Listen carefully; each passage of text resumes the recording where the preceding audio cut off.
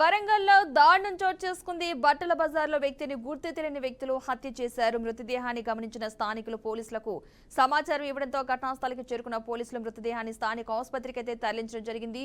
మృతుడు ఎల్లం బజార్కు చెందిన పూసల భద్రేగా గుర్తించారు. వృత్తిరీత్యా అతను మేస్త్రి పని చేస్తూ ఉంటాడని తెలిపారు. అనుమానాస్పద మృతిగా కేసు నమోదు చేసుకున్న పోలీసులు దర్యాప్తు చేస్తున్నారు.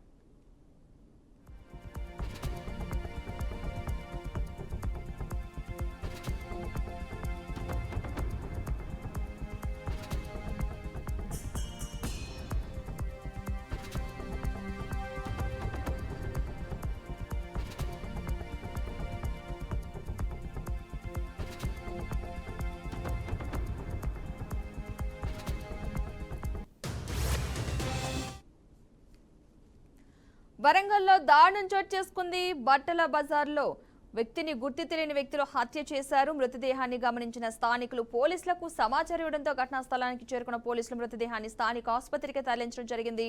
మృతుడు ఎల్లం బజార్కు చెందిన పూసల భద్రేగా గుర్తించారు. వృత్తిరీత్యా అతను మేస్త్రి పని చేస్తూ ఉంటాడని తెలిపారు. అనుమానాస్పద మృతిగా కేసు నమోదు చేసుకున్న పోలీసులు దర్యాప్తు చేస్తున్నారు.